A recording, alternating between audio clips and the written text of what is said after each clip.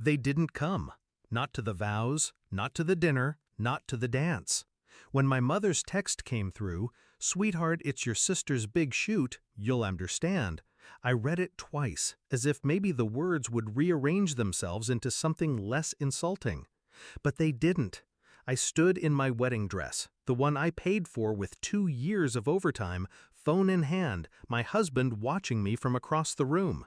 He didn't need to ask. He could read it on my face. I smiled, slowly, deliberately. That smile was not forgiveness. It was a promise.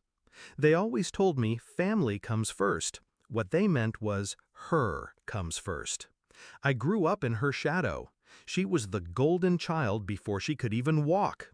Beauty pageants, dance recitals, piano concerts, I was the unpaid stagehand to her main act.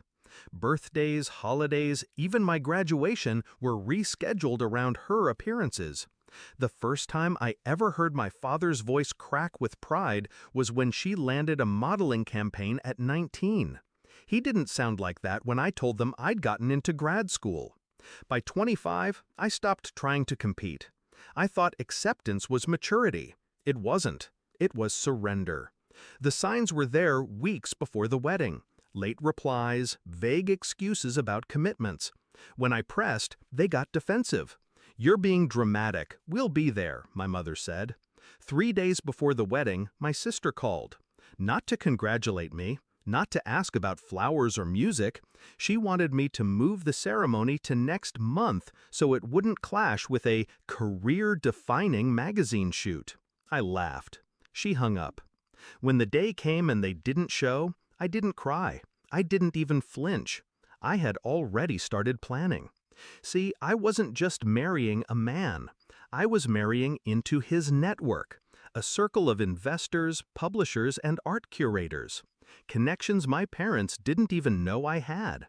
And in that network, my sister's so-called career was a fragile house of cards, propped up by 2 agencies and one very influential editor. One editor I happened to be having coffee with a week later. I started small. A casual mention of how overbooked my sister was, how she'd skipped my wedding for something more important, how she had a habit of missing shoots at the last minute if better offers came up. I didn't sound bitter, just concerned. People believe concern. It sounds noble. From there, I slid the right photos to the right inboxes. Not the glossy magazine shots, the unedited, unflattering candids she'd once begged me to delete. And I knew exactly who to send them to, a rival model's PR manager. 2 weeks later, her agency restructured her contract, which is a polite way of saying they cut her bookings by half. My parents didn't notice right away. They were too busy trying to figure out why I stopped answering their calls. When my father finally cornered me at a family brunch, one I was too busy to attend but somehow found time for, I just sipped my coffee and let him talk. "She's going through a tough time," he said. "This isn't the moment to hold grudges." I smiled again. Tough time? That's life catching up. But the real move came months later. One of my husband's friends, a gallery owner, was looking for new faces for a campaign. My sister's name came up. I made sure to be in the room. I leaned in, whispered, "She's unreliable."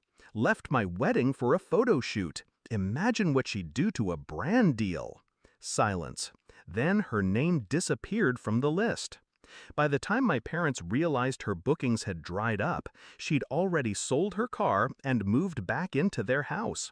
And that's when they called me. Not to apologize, not to admit they'd been wrong. They called because they needed money. The irony tasted sweet.